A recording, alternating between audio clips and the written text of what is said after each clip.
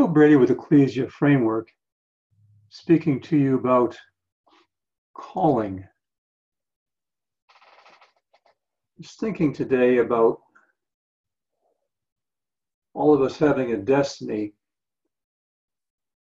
and all of our destinies being rather large destinies, many very large, all being much more than just a family or a neighborhood. Thinking of Moses, he had a sense of calling way back earlier in his lifetime when he went and killed the Egyptian. There's a passage in Exodus chapter 3 where it speaks about, actually chapter 2, I'm sorry, when now it came to pass in those days when Moses was grown that he went out to see his brethren and looked at their burdens. And he saw an Egyptian beating a Hebrew, one of his brethren. So he looked this way and that way, and when he saw no one, he killed the Egyptian, hit him in the sand. And when he went out the second day, behold, two Hebrew men were fighting. He said to the one who did the wrong, why are you striking your companion? And he said, who made you a prince and a judge over us? Do you intend to kill me as you killed the Egyptian? And Moses fled from the face of Pharaoh and went in the land of Midian. But there's a passage in the New Testament where it speaks about this occurrence, where it says that Moses thought that his Hebrew brethren would realize that he was the one that was going to deliver them. Moses had a sense that as a young man, fully trained in the ways of Egypt, going out to see his Hebrew brethren for the first time, he had a sense that he had a calling. And Moses went about it entirely wrong and messed it all up and had to run and flee and hide for 40 years. And then 40 years later, when it was time for Moses actually to accomplish his calling, then we see him coming to the burning bush, and God calls him, and God shows him how to do the miracles with his staff and equips him with all that he needs to be able to do his calling. But now we see a whole different Moses.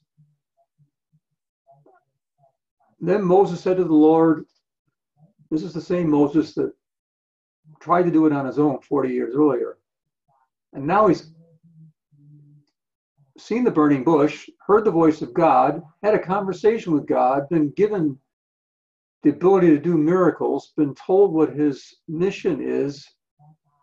And Moses said to the Lord, "O my Lord, I am not eloquent, neither before nor since you have spoken to your servant, but I am slow of speech and slow of tongue." So the Lord said to him, "Who has made man's mouth? Or who makes the mute, the deaf, the seeing, or the blind? Have not I the Lord? Now therefore go, and I will be with your mouth and teach you what you shall say." But he said, Moses said, "O my Lord, please send by the hand of whomever else you may send." In other words, send somebody else besides me. Anybody else, but not me. So the anger of the Lord was kindled against Moses, and he said, he talks to Moses about Aaron. He gives Moses Aaron to do the job for Moses for a little while until Moses gets his confidence up and Moses can do the job himself.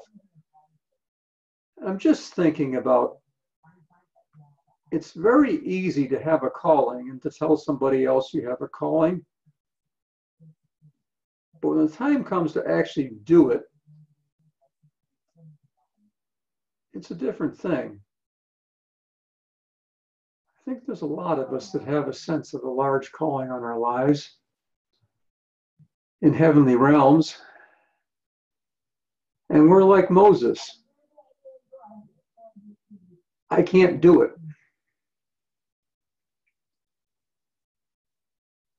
I'm not able to do it. Send anybody else but me.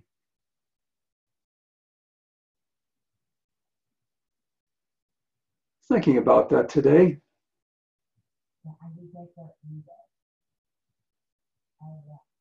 God said to Moses, "I will be with you." That's all we really need is the I will be with you. But then again, stepping out in faith, it's like prophesying. In the days when I was operating under the gift of prophecy, God would give one sentence or maybe just a word. And the scripture says to prophesy according to your faith. And then all the other manifestations of the Spirit are also by faith. And everything else is by faith. But what I'm getting at is getting just a few words and then having to actually start to speak those few words to someone and then believe that the rest of what's going to be said will come once you start. It's like priming the pump on one of those old pumps you see in an old state park somewhere. You've got to pump on the handle, pump on the handle, pump on the handle for a good minute or two, and then finally the water starts flowing. You prime the pump and then it starts flowing. The gift of prophecy operates that way. You have to step out in faith, believing that when you speak the little bit that God has given you, the rest will come. Same thing for any kind of operating in the flow of the Spirit. Having faith that the rest is going to come. Speaking like this is an act of faith. I have just a few thoughts in my head and the rest is just going to come. The temptation, of course, is to listen to it afterwards and then not send it out. And I'm trying to train myself to simply send it out regardless of, and not listen to it afterwards and just send it out and let it be a flow and believe it's a flow and let it be a flow. Operate in faith. But thinking about having a calling and coming to the place and getting very close to operating in that calling and wanting to hold back. Why? I think what it comes down to is we know that people that have a name have been called. I mean, you know the names in heavenly realms. There's a good half a dozen or maybe a little more that are really well known, and we would all agree that these folks have a calling to be doing what they're doing. But what about us? We don't have a name. Well, neither does anybody else before they start. But the other thing is, I think that a lot of our whole understanding of stepping out comes from old order. We've seen what it's like to step out. I mean, we know the callings of the evangelists and the prophets and the apostles. We've heard those stories from the New Testament, but also from our experience in previous church environments. We know what it's like to step out into a calling under those conditions and terms. But under heavenly realms, there's not too many examples out there of people stepping out into a calling and getting started. We don't really know what that's like. And the answer is it's nothing different than what happened to Moses.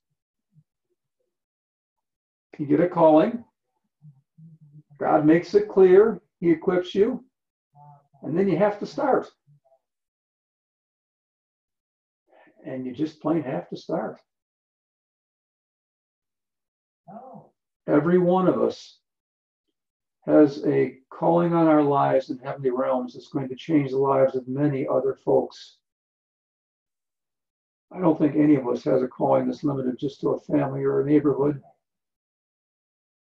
I think all of us have rather large callings compared to what we've seen in the past. Just regular people like us have callings to change many, many lives. And there's going to come a time where you just have to step out and start. Now, it does build.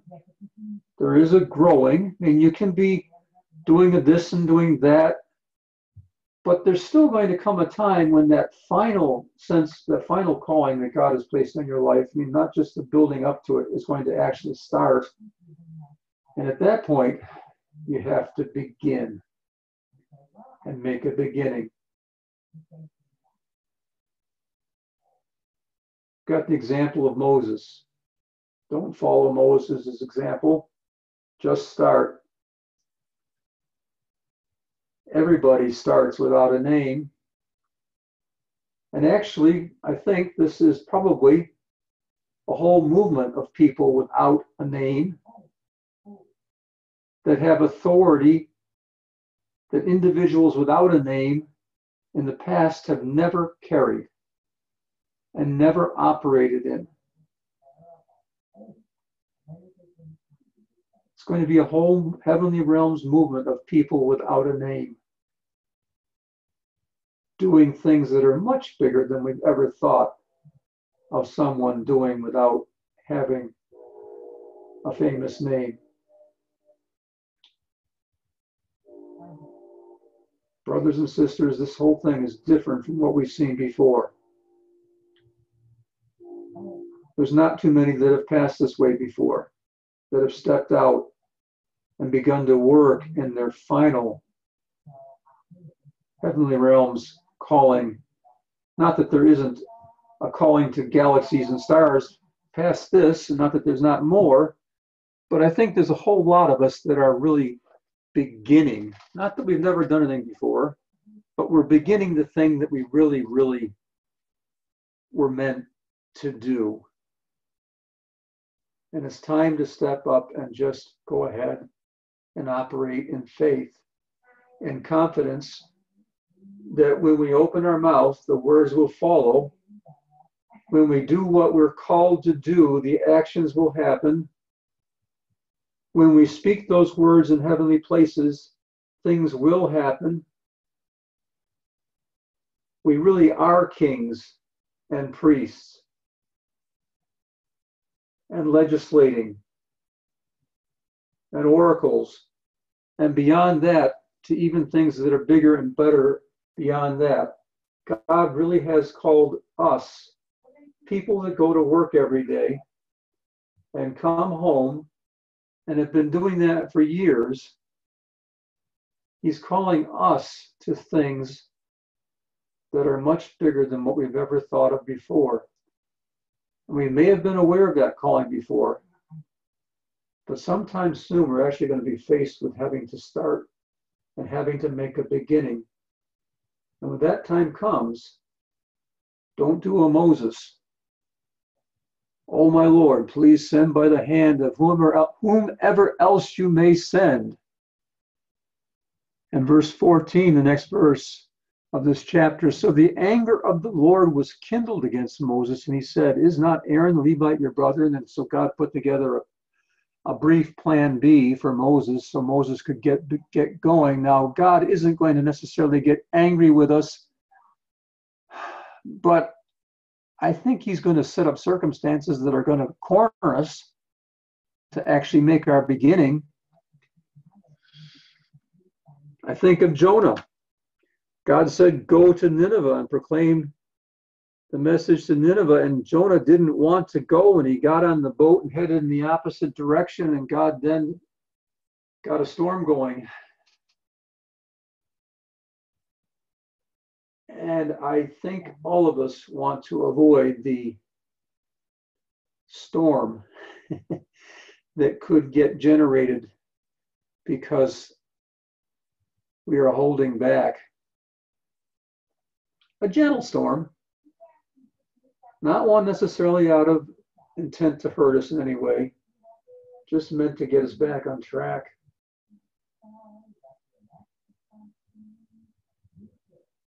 Brothers and sisters, all of us are going to come to a place where we have to make a beginning.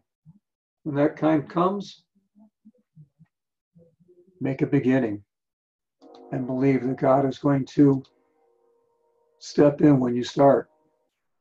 And he will show up, and his presence will be there. And what he's called you to do with him in union with Jesus will actually begin to function. Make a beginning.